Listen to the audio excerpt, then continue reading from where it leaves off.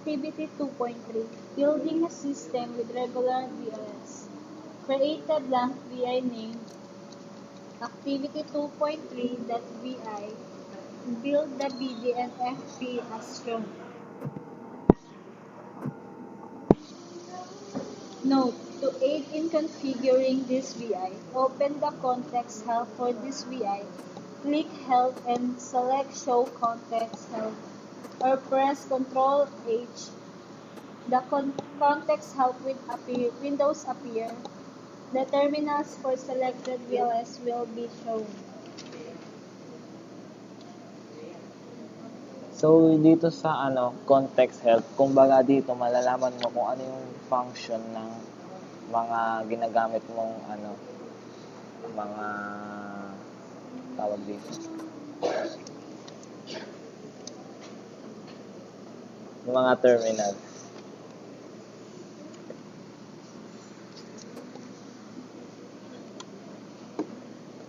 First, insert a basic function generator VI. Function palette, programming, waveform,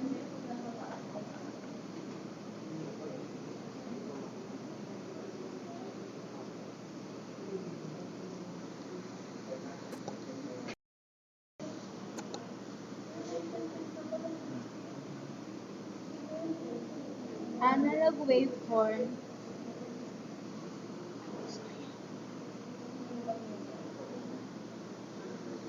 waveform generation, and basic function gen.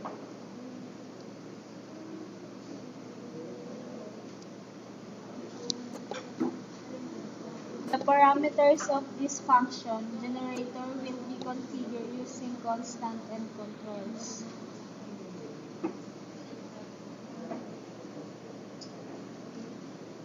Right-click on the signal type terminal and choose Create Constant.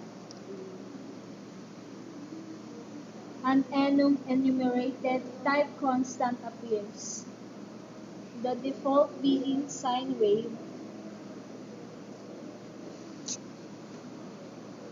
Right-click on the frequency terminal and create a constant whose value is 200.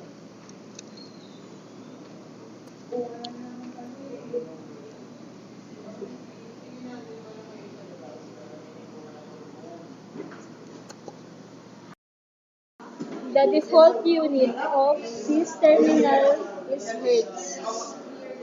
Right-click on the amplitude terminal and create a constant whose value is 100.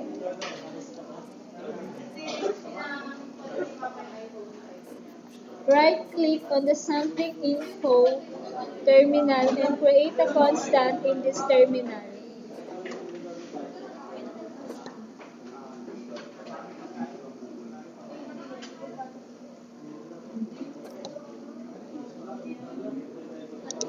There are two constants to be defined. Put 8,000 in the sampling rate, Fs, and 128 in the number of samples,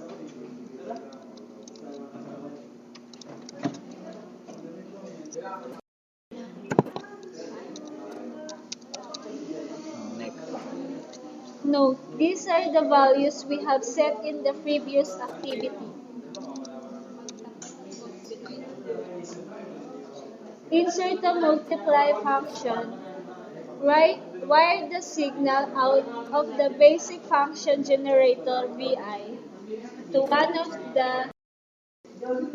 the inputs of the multiply function, while on the other one, create a constant with the value of 5.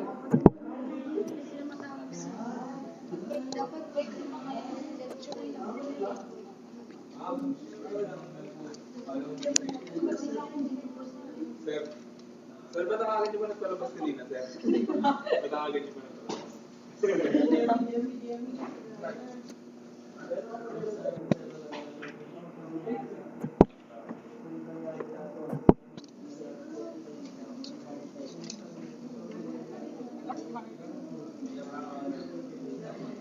Nasa pa rin mga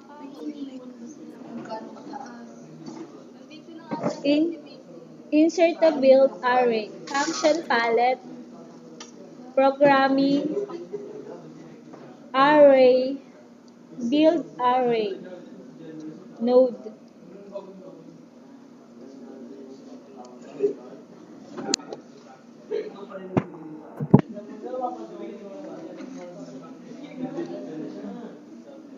Drag down another element of the node so that two arrays can be appended.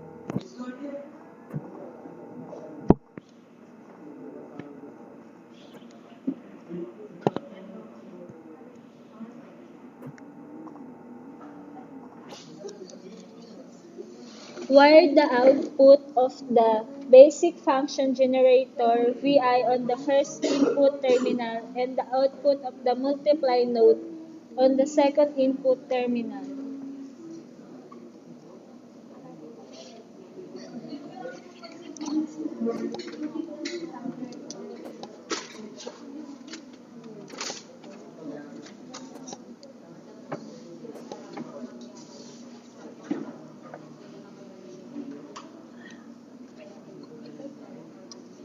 Switch to FP.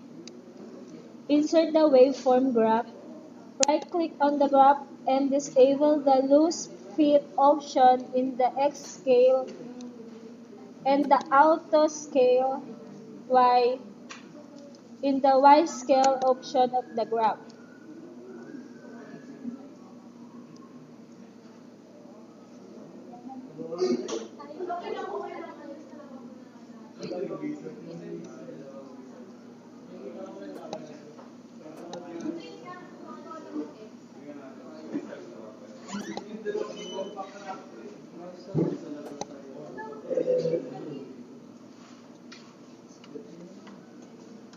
Change the limits of the y-axis of the graph by clicking on the maximum and minimum values and changing into 600 or negative 600 respectively.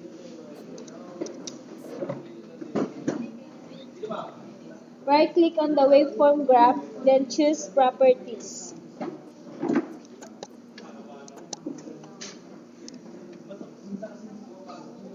On the Display Format tab, under the default editing mode, set the time, x-axis, data type to floating point,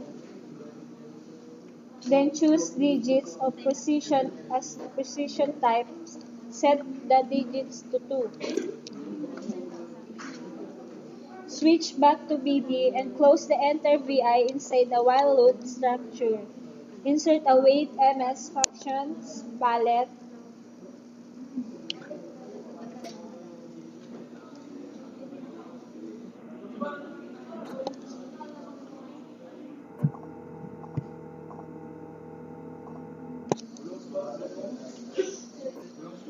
Programming, timing, wait, MS.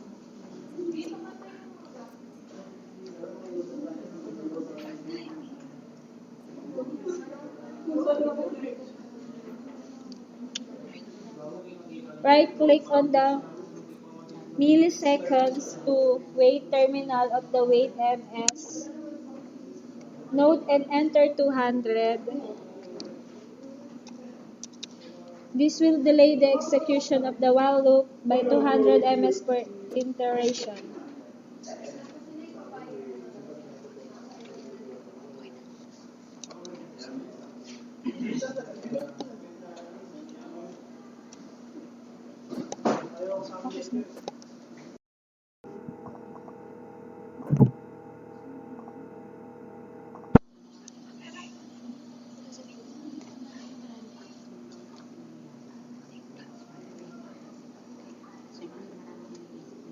That's the end of our report. Thank you for watching.